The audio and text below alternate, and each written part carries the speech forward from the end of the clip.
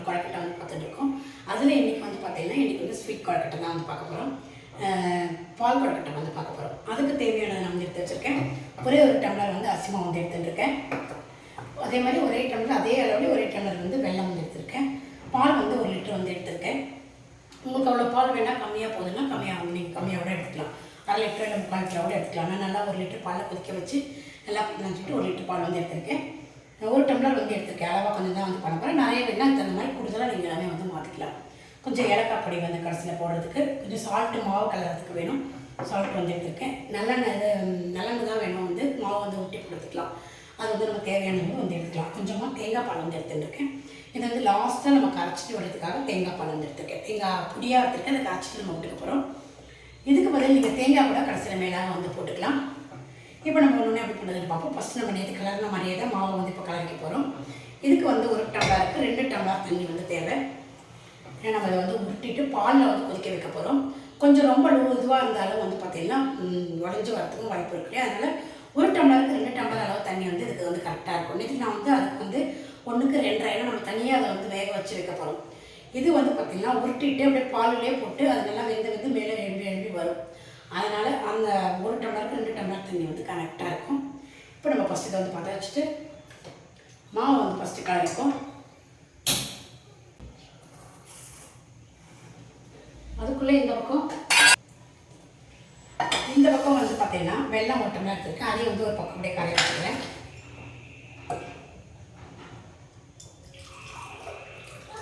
இல்லை வெல்லம் கரையிற அளவுக்கு தண்ணி விட்டுனா போதும். கொஞ்சமாக வந்து ஒரு 1/4 டம்ளர் விட்டுருக்கேன். இந்த பக்கம் அதையும் வந்து கரைய விட்டுப்போம். இந்த பக்கம் இதுக்கு அளவு வந்து இந்த டம்ளர் தான் எடுத்தேன். அதனால் இதே டம்ளரே வந்து எடுத்துக்கிறேன். 2 டம்ளர் தண்ணி வந்து எடுத்துக்கிறேன். இங்கே எதில் அளக்கிறீங்களோ அதே அளவே 2 டம்ளர். 1க்கு 2. அதாவது பார்த்தீங்கன்னா பால் கொழக்கட்டைக்கு 1க்கு 2 டம்ளர் அளவு வந்து கரெக்டாக இருக்கும். வந்து எடுத்துங்க. இந்த பக்கம் இதையும் வந்து நம்ம கரைச்சிப்போம். இது வந்து வெள்ளத்தை வந்து பார்த்தீங்கன்னா நல்லா வடிகட்டிடணும். கரைச்சி வடிகட்டி எடுத்து வச்சுக்கலாம் வெல்லம்.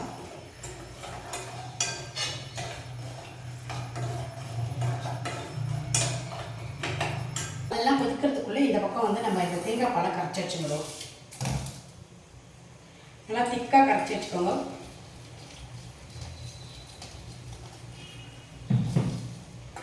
தேங்காய் பால் அப்படி இல்லைன்னா பரவாயில்ல. நீங்கள் கடைசியில் தேங்காய் நல்லா பூ மாதிரி தூக்கிட்டு தேங்காய் கூட போட்டுக்கலாம்.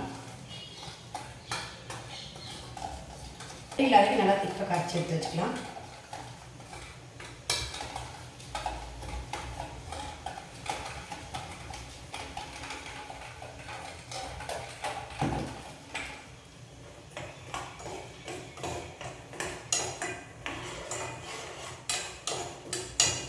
வெல்லம் வந்து பார்த்திங்கன்னா சில இடத்துல கல் மண்ணெலாம் இருக்கும் இல்லையா, அதெல்லாம் நல்லா வடிகட்டிடணும். நான் வாயில் ஆட்டணும் உங்களுக்கு.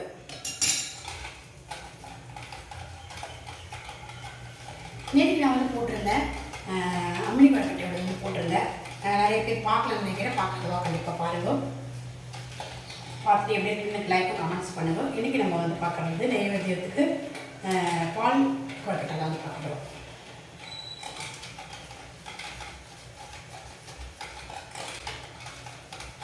அது வந்து பார்த்தீங்கன்னா உங்களுக்கு கொழக்கட்டையெல்லாம் வரல, உங்களுக்கு கார கொழக்கட்டை ஸ்வீட் கொழக்கட்டை எதுக்கு என்ன பண்ண வரல முடியல அப்படின்னா இதை கூட பண்ணி வச்சு நைவேத்தியம் பண்ணிக்கலாம். அப்படிங்கிறதுனால இன்றைக்கி நான் இந்த வீடியோ வந்து இன்றைக்கி இந்த கொழக்கட்டை வந்து எடுத்துகிட்டு இருக்கேன். நம்மளோட தேங்காய் பாலும் ரெடி. இந்த பக்கம் இதுவும் வந்து கொதிக்கிறது. இதுக்கு தேவையான உப்பு வந்து ஒரு சிட்டிக்கு போட்டுக்கிறேன். ரொம்ப ஜாஸ்தி தேவையில்லை. இதுக்கு உப்பு வந்து ஒரு சிட்டிக்கு வந்து போட்டுனா போதும். எண்ணெய் விட்டுப்போம். மாவு கலருக்கு தான் சௌரியமாக இருக்கும். நல்லா ஒரு 2-3 ஸ்பூன் கொண்டு விட்டுப்போம். அப்புறமா நம்ம கையில் தொடங்கினா கொதிக்கிட்டோம்.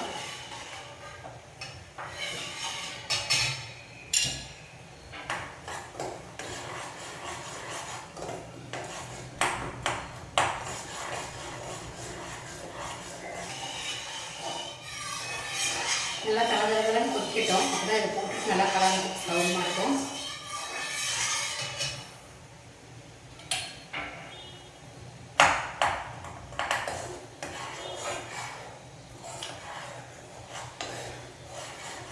வெல்லம் வந்து கரைஞ்சிடுது. நான் ஆஃப் பண்ணிக்கிறேன். அப்படியே ஒரு சைடு வச்சுருவோம், வடிகட்டிக்கணும். அதை ஃபஸ்ட் நம்ம மாவு வந்து கிளறிடுவோம்.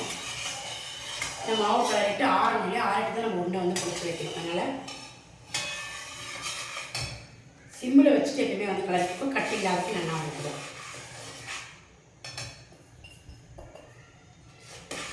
நான் வந்து பார்த்தீங்கன்னா ஒரு டம்ளர் தான் வந்து எடுத்துகிட்டு இருக்கேன். உங்களுக்கு எவ்வளோ வேணுமோ அந்த மாதிரி பார்த்துட்டு நீங்கள் வந்து அளவாக வாங்கி எடுத்துக்கலாம்.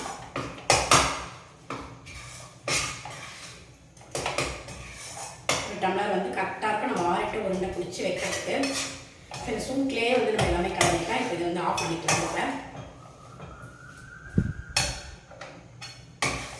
மாவு வந்து வெள்ளை வெள்ளையாக தான் இல்லாத நல்லா இழுத்து கலக்கும்போது உருட்டிக்கும் போது எண்ணெய் நல்லா கடைச்சிட்டு எண்ணெய் கையில் தொடச்சி கலவிட்டு ஊட்டினா சௌரியமாக கரெக்டாக இருக்கும். இப்போ ஒரு டம்ளருக்கு 2 டம்ளர் தண்ணி வந்து கரெக்டாக இருக்குது. ரொம்ப தண்ணியாக ஜாஸ்தியாக எடுத்துன்னா உங்களுக்கு உருட்டி தனியாக வேக வைக்கிறதுனா சரி, நம்ம வந்து பாலில் போட்டு வேக வைக்க போகிறோம். அதனால் விழுறதுக்கும் வாய்ப்பு இருக்கும். அதனால் இந்த அளவு தண்ணி கரெக்டாக இருக்கும் அப்படிங்கிறதுக்காக சொல்லலாம்.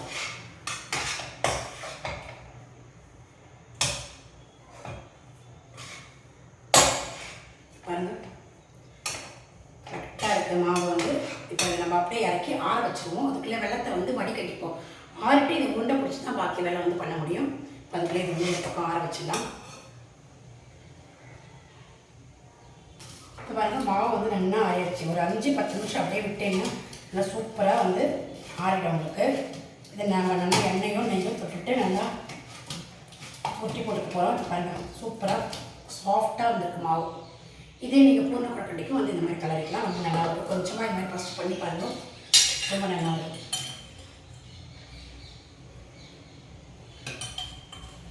நிறைய பேர் தெரிஞ்சுருக்கோம் பன்னீர்பேல். ஆனால் வந்து நிறைய பேருக்கு வந்து தெரியாதவெல்லாம் வந்து கேட்குறாங்க. அவங்களுக்கெல்லாம் வந்து வந்து நான் வந்து திருப்பி மாவு கலர்ற பக்கம் வந்து திருப்பி சொல்கிறேன். ரொம்ப சாஃப்டாக இருக்கும் பாருங்க.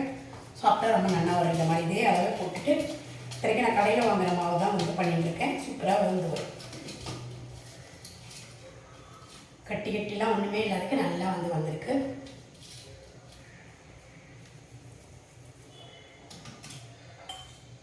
எண்ணெய் மட்டும் நல்லா தொடச்சிட்டேன்னா உங்களுக்கு ஒட்டாதுக்கு உருண்டை சூப்பராக வந்து வரும்.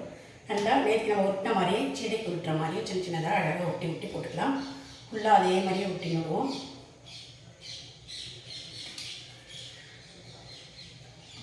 அது கட்டியெல்லாம் ஒன்றுமே இல்லை. ரொம்ப சூப்பராக சாஃப்டாக இருக்குது மாவு. சைஸ் சின்னதாக வந்து ஒட்டி போட்டுக்கோங்க. பாலில் வந்து நல்லா அது வந்து வேகணும். இந்த சைஸ் வந்து கரெக்டாக இருக்கும்.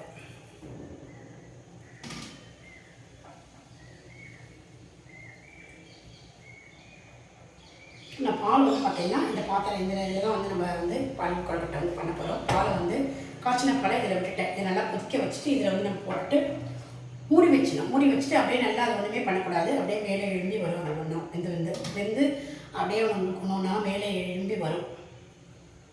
நம்மளால் அதை டிஸ்டர்ப் பண்ணவே கூடாது. நான் உங்களுக்கு அது பண்ணிவிட்டு போடும்போது உங்களுக்கு அப்படியே காட்டுறது கொதிச்சு வரும்போது.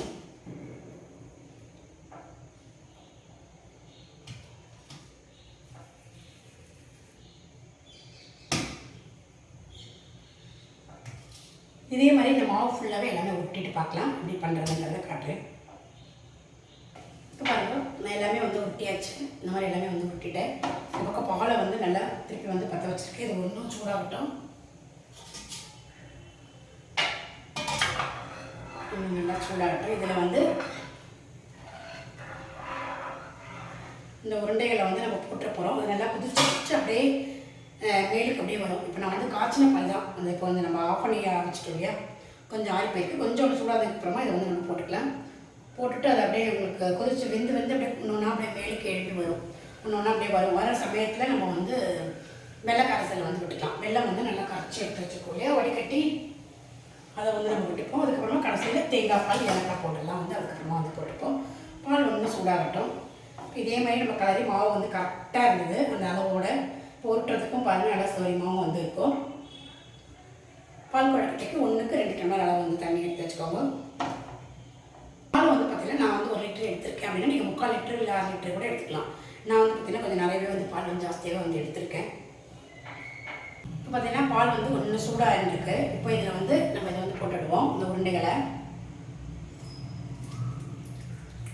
உள்ளுக்குள்ளே தான் இருக்குது. அது அப்படியே நல்லா வெந்து உங்களுக்கு அப்படியே மேலே கிளம்பி வந்து வரும். சிம்மில் ஆக்கிக்கலாம். இதை மூடி வச்சுருக்கோம். நல்லா மூடி வச்சுருக்கோம். அது நல்லா குதிச்சு அப்படியே மேலுக்கு வெந்து மேலுக்கு வந்து உருண்டையெல்லாம் மேலே தெரியும். அந்த சமயத்தில் நம்ம வந்து வெள்ளைக்கரசில் வந்து விட்டுப்போம். குதிச்சு வரட்டும், நான் வந்து காட்டுறேன் உங்களுக்கு. இப்போ நம்ம திறந்து பார்ப்போம்.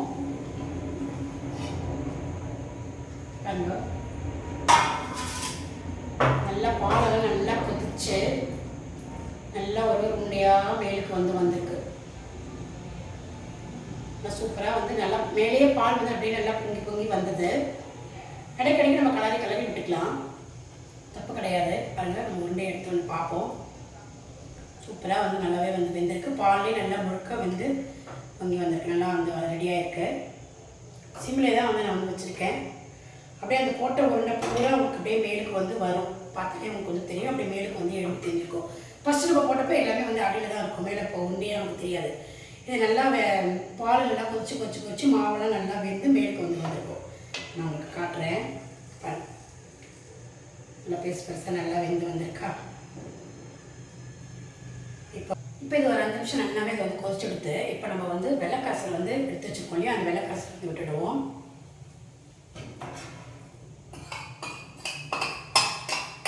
நல்லா வடிகட்டி எடுத்து வச்சுருக்கோம். 1 டம்ளருக்கு 1 டம்ளர் அளவு வந்து கரெக்டாக இருக்கும்.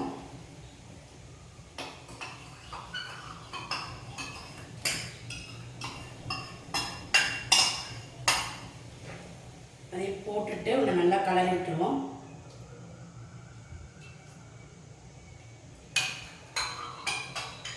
அந்த பாத்திரத்துலேயே கொஞ்சமாக சூடான பால் விட்டு அந்த வெள்ளம் எல்லாமே சூடாக வந்து வந்துடும். விட்டாதிக்கணும்.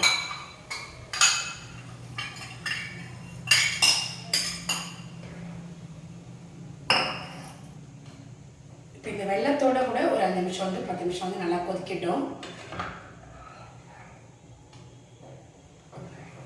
இப்போ இந்த வெள்ளம் தண்ணி வந்து நம்ம விட்டதுக்கப்புறம் கொஞ்சம் இருக்கும் இல்லையா, அது நல்லா ஒரு 5 நிமிஷம் 10 நிமிஷம் நல்லா கொதிக்கட்டும். சேர்ந்து இதை கொதிச்சதுக்கு அப்புறமா நம்ம வந்து தேங்காய் பால் விட்டாச்சுன்னா வந்து ஜாஸ்தி வந்து கொதிக்கக்கூடாது. அதனால தான் வந்து சொல்கிறேன். நம்ம ஏலக்காய் பவுடர் வந்து போட்டுடுவோம்.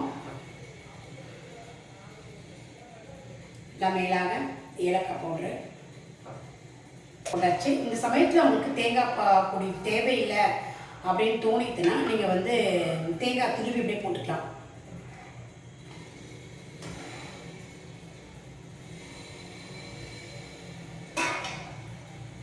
நல்லா அப்படியே கொதிக்கட்டும்.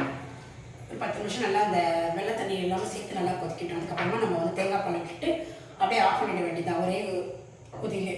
ரொம்ப ஜாஸ்தி தேங்காய் பால் விட்டு கொதிக்கப்படாது. தேங்காய் பால் உங்களுக்கு தேவையில்லை அப்படின்னா தேங்காய் வந்து போட்டுணும். தேங்காய் போட்டுட்டு அப்படின்னா ரொம்ப சூப்பராக வந்து நம்மளோட பால் கொழுக்கட்டை சூப்பராக வந்து ரெடி ஆயிடுச்சு. நம்ம இந்த வெள்ளைக்கரசிலே போட்டுட்டு நல்லா சேர்ந்து ஒரு 5-10 நிமிஷம் நல்லா கொதிக்க வச்சாச்சு. இப்போ நம்ம தேங்காய் பால் வந்து விட்டுடுவோம். பெருசு தான் வச்சு கொதிக்க வச்சுருந்தேன் நான். இப்போ தேங்காய் பாலை வந்து விட்டுடலாம். தேங்காய் பாலை விட்டுட்டு நம்ம ஜாஸ்தி வந்து கொதிக்க வைக்க வேணாம். ஒரே நிமிஷம் 1 செகண்ட் கொதிச்சதுக்கப்புறம் ஆஃப் பண்ணிடலாம். ஒரே கொதி வரும்போது ஆஃப் பண்ணிட வேண்டியதுதான். இது வந்து பார்த்தீங்கன்னா தேங்காய் பால் விடும்போது கொஞ்சம் அந்த தேங்காய் பாலோட கூட அந்த வாசனையோட கூட நம்மளோட பால் கரெக்டாக ரொம்ப சூப்பராக இருக்கும். அதனால் நான் வந்து தேங்காய் பால் வந்து எடுத்துட்டுருக்கேன். நீங்கள் தேங்காயும் திருப்பி வந்து போட்டுக்கலாம், நல்லா இருக்கும். அதுவும் நல்லாயிருக்கும். இது அப்படியே ஒரே கொதி. அதாவது வெள்ளம் வந்து பார்த்தீங்கன்னா கொஞ்சம் கலர் கம்மியாக இருக்கிறதுனால உங்களுக்கு பார்க்குறதுக்கு வந்து வெள்ளையாக அப்படி கொஞ்சம் தெரியும். நல்லா உங்களுக்கு நல்லா கலர் உள்ள வெள்ளமாக ஸ்வீட் வெள்ளமாக நல்லா போட்டிங்கன்னா இன்னும் நல்லா உங்களுக்கு சூப்பராக நல்லா இதுவாக இருக்கும். இன்னொன்று கொஞ்சம் உப்பு வெள்ளமாக இருக்கிறனால கொஞ்சம் கலர் கம்மியாக இருக்குது வெள்ளம். அதே அளவு 1க்கு 1 வந்து போட்டுக்கோங்க, ரொம்பவுமே சூப்பராக வந்து இருக்கும். அப்படி உங்களுக்கு இன்னும் ஸ்வீட் நிறைய வேணும் அப்படின்னு தோணித்துன்னா நீங்கள் 1.25 கூட போட்டுக்கோங்க. நான் வந்து 1க்கு 1 தான் வந்து எடுத்துகிட்டு இருக்கேன். என்னோடய வெள்ளமும் வந்து பார்த்திங்கன்னா கலர் கொஞ்சம் கம்மியாக இருக்குது. டேஸ்ட் வந்து நல்லாயிருக்கும். கலர் வந்து உங்களுக்கு பார்க்க தான் அப்படி இருக்கும். டேஸ்ட் ரொம்பவுமே சூப்பராக இருக்கும். தேங்காய் பால் விட்டுருக்கிறதுனால அந்த டேஸ்ட்டோட கூட நம்ம சாப்பிடும்போது ரொம்ப நல்லாயிருக்கும். இப்போ ஒரு தலை வருது இல்லையா, ஒரு கொதி வரும்போதே நம்ம இதை ஆஃப் பண்ணிட வேண்டியதுதான். இப்போ நான் வந்து இதை ஆஃப் பண்ணியாச்சு. நான் உங்களுக்கு வேறு பாத்திரத்தில் மாற்றி காட்டுறேன்.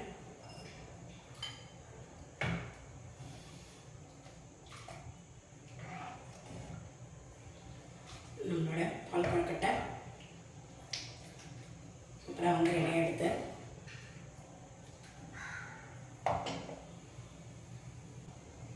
இது பாருங்க நம்மளோட பால் கொழுக்கட்டை சூப்பராக வந்து ரெடியாக இருக்குது. நீங்களும் வந்து ட்ரை பண்ணி பாருங்கள்.